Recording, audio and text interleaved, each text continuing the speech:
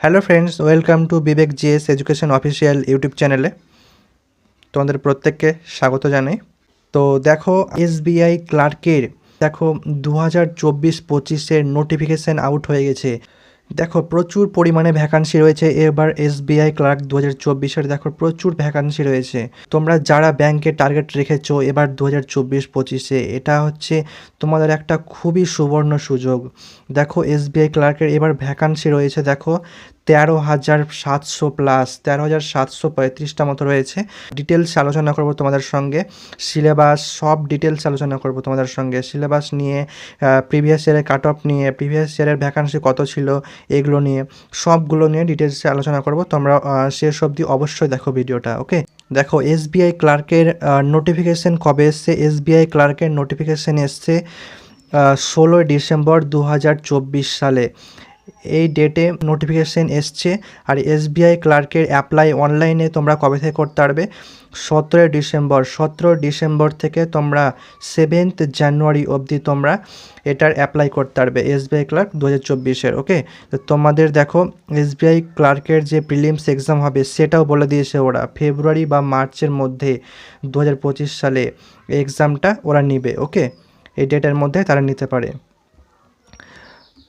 গত 5 বছরে প্রিভিয়াস ইয়ারে যে ভ্যাকান্সিগুলো ছিল সেগুলো তোমাদেরকে দেখাচ্ছি। দেখো 2019 সালে, দেখো 2019 সালে কত 8,593টা ভ্যাকান্সি ছিল। 2020 সালে দেখো কত 7,870টা ভ্যাকান্সি ছিল। 2021 সালে 5,454টা ছিল। 2022 সালে দেখো 5,486টা ছিল। আর গত বছর দেখো 2023 সালে দেখো কতটা ছিল 8,773টা। আর এবার দেখো কতটা এসছে, প্রচুর প্রচুর ভ্যাকান্সি রয়েছে 2024 সালে। দেখো 13,735টা ভ্যাকান্সি রয়েছে। তোমাদের খুব সুবর্ণ সুযোগ। যারা ব্যাংকের জন্য ভাবছো কি আমি এসবিআই ক্লার্কের জবটা করব, অবশ্যই তোমরা ভিডিওটা পুরোপুরি দেখো। দেখো প্রচুর ভ্যাকান্সি রয়েছে। পরে দেখো আমি এখানে রেখেছি, দেখো এটা সব নোটিফিকেশান থেকে আমি রেখেছি। হ্যাঁ, এখানে দেখো স্টেট ওয়াইজ কোন স্টেটে কতটা করে ভ্যাকান্সি রয়েছে আমি সবগুলো রেখেছি। দেখো গুজরাটে রয়েছে কত 1,073টা, মোটামুটি ঠিক আছে। অন্ধ্রপ্রদেশে রয়েছে দেখো 50টা ভ্যাকান্সি রয়েছে। কর্ণাটকাতে দেখো 50টা রয়েছে। মধ্যপ্রদেশে দেখো 1,317টা রয়েছে। ছত্তিশগড়ে দেখো 483টা রয়েছে। উড়িষ্যাতে দেখো 362টা। হরিয়ানাতে 306টা। জম্মু কাশ্মীরে 141টা। হিমাচল প্রদেশে 170টা। চণ্ডীগড় ইউনিয়ন টেরিটরি ওখানে রয়েছে দেখো 32টা। লাদাখে রয়েছে 32টা। পাঞ্জাবে রয়েছে 569টা। আর পরের স্টেট দেখো তামিলনাড়ুতে রয়েছে দেখো 336টা। পুডুচেরিতে রয়েছে দেখো 4টা রয়েছে পুডুচেরিতে। তেলেঙ্গানাতে রয়েছে দেখো 342টা রয়েছে। রাজস্থানে রয়েছে 445টা। ওয়েস্ট বেঙ্গলে খুব ভালো রয়েছে, মোটামুটি 1,254টা রয়েছে। আন্দামান অ্যান্ড নিকোবর আইল্যান্ডে রয়েছে দেখো 70টা। সিকিমে রয়েছে 56টা। উত্তরপ্রদেশে দেখো রয়েছে খুব একটা ভালো রয়েছে ভ্যাকান্সি, ওখানে 1,894টা রয়েছে। উত্তরাখণ্ডে রয়েছে দেখো 316টা। মহারাষ্ট্রতে দেখো রয়েছে 1,163টা, মোটামুটি ঠিক আছে। গোয়াতে রয়েছে দেখো 20টা। নেক্সট দেখো পরের স্টেটগুলো, দিল্লিতে রয়েছে দেখো 343টা রয়েছে। অরুণাচল প্রদেশে দেখো রয়েছে 66টা। আসামে রয়েছে 311টা। মণিপুরে রয়েছে 55টা। মেঘালয়তে দেখো 85-85টা। মিজোরামে দেখো 40টা। নাগাল্যান্ডে 70টা। ত্রিপুরাতে দেখো 65-65টা। বিহারে দেখো 1,111টা রয়েছে। ঝাড়খণ্ডে রয়েছে 676টা। কেরালাতে রয়েছে দেখো 426টা। লাক্ষাদ্বীপে রয়েছে দেখো 2টা। এগুলো তোমাদেরকে বলে দিলাম স্টেট ওয়াইজ কোন স্টেটে কতটা করে ভ্যাকান্সি রয়েছে। ওকে, তারপরে দেখো দেখি কি বলেছে। দেখো the details of the age limit have been mentioned below for the candidate to check their age eligibility for the SBI clerk post. দেখো মিনিমাম এজ লিমিট কত বলেছে, মিনিমাম এজ লিমিট তোমরা যারা অ্যাপ্লাই করবে, হ্যাঁ, অবশ্যই একবার দেখে নেবে। তোমাদের মিনিমাম এজ লিমিট হচ্ছে 20, আর ম্যাক্সিমাম দেখো 28 বছর। দেখো এজ রিল্যাক্সেশন রয়েছে অ্যাজ পার গভর্নমেন্ট রুল। দেখো এসসি এবং এসটি, শিডিউল কাস্ট এবং শিডিউল ট্রাইব। এখানে দেখো কি রয়েছে, সিলেকশন প্রসেস হচ্ছে, দেখো কি বলেছে, the SBI clerk selection process 2024 comprise two stage. Okay, দুটো স্টেজে হবে।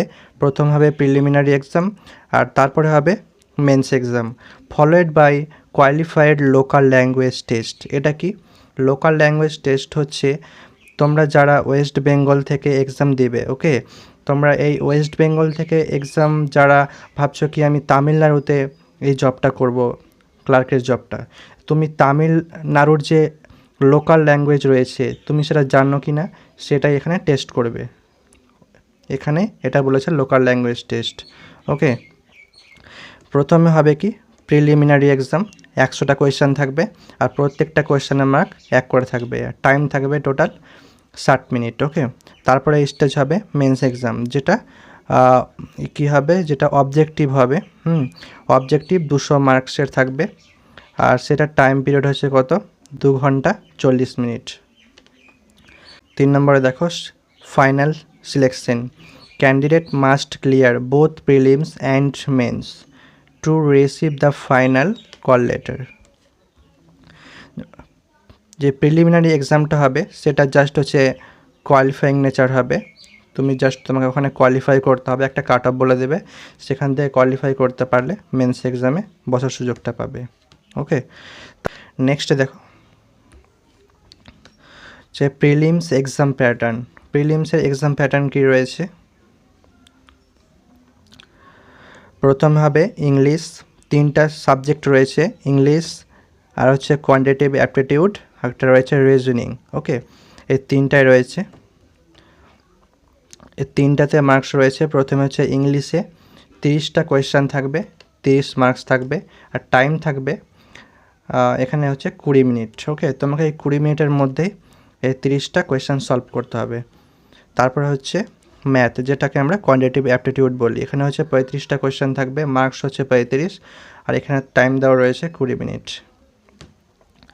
নেক্সট হচ্ছে রিজনিংয়ে রয়েছে 35টা কোয়েশ্চেন, আর মার্কস রয়েছে 35, আর এখানেও টাইম রয়েছে 20 মিনিট। টোটাল টাইম হচ্ছে এখানে 60 মিনিট, মানে হচ্ছে 1 ঘন্টা। তোমাদের 1 ঘন্টা টাইম রয়েছে 100টা কোয়েশ্চেনের জন্য। ওকে,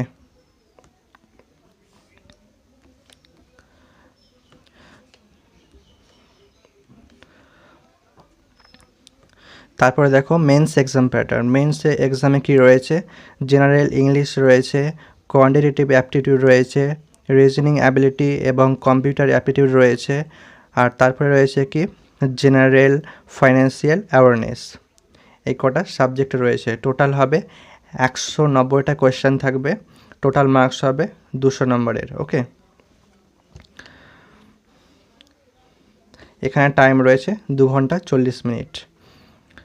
জেনারেল ইংলিশে রয়েছে 40টা কোয়েশ্চেন থাকবে, 40 মার্কসের থাকবে, এখানে টাইম রয়েছে 35 মিনিট।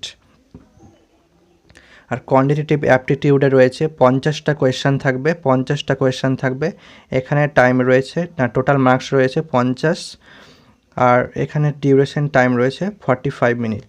ওকে, আর রিজনিং অ্যাবিলিটি এবং কম্পিউটার অ্যাপটিটিউডে রয়েছে, দেখো কোয়েশ্চেন নাম্বার রয়েছে, দেখো কোয়েশ্চেন 50টা রয়েছে, এখানে মার্কস থাকবে 60, আর ডিউরেশন দেখো 45 মিনিট। জেনারেল বা ফিনান্সিয়াল অ্যাওয়ারনেসে দেখো রয়েছে কটা কোয়েশ্চেন রয়েছে, 50টা কোয়েশ্চেন থাকবে, আর মার্কস থাকবে 50 নম্বরের, এখানে টাইম রয়েছে 35 মিনিটস। টোটাল কোয়েশ্চেন হবে 190টা, টোটাল মার্কস থাকবে 200 নম্বরের, টাইম থাকবে 2 ঘন্টা 40 মিনিট।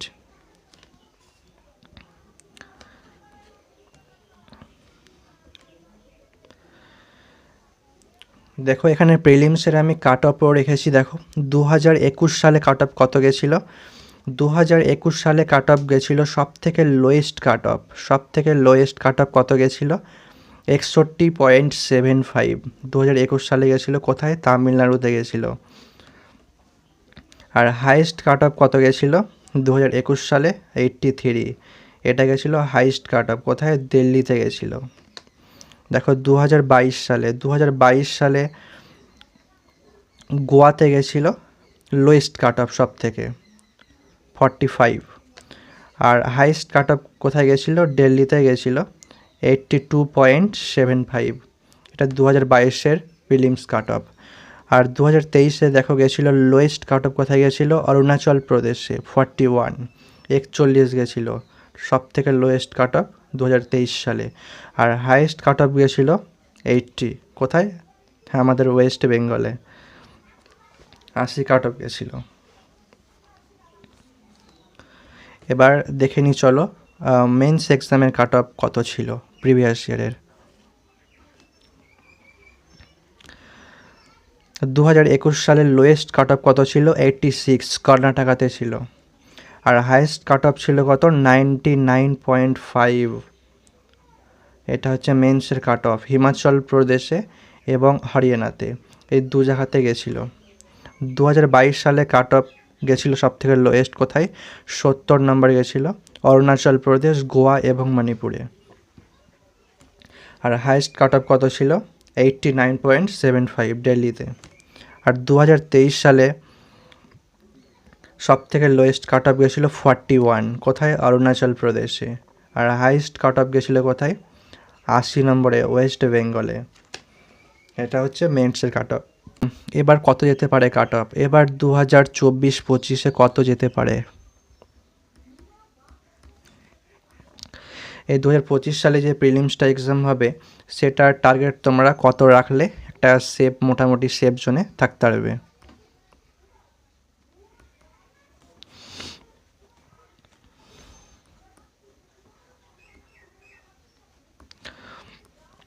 তোমাদের এবার প্রিলিমস টার্গেট রাখতে হবে মোটামুটি একটা আইডিয়া বলে দিচ্ছি, 75 থেকে 85 এর মধ্যে তোমরা যদি টার্গেট রাখতে পারো, এর মধ্যে যদি এই নাম্বারটা তোমরা যদি নিয়ে আসতে পারো তাহলে তোমরা আশা করি প্রিলিমস কোয়ালিফাই করে যাবে।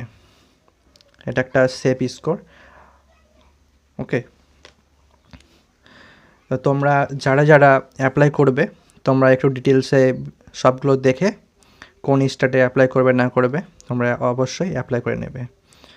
শেষের ভরসায় ফেলে রাখলে চলবে না, প্রথমের দিকে অবশ্যই অ্যাপ্লাইটা করে নেবে।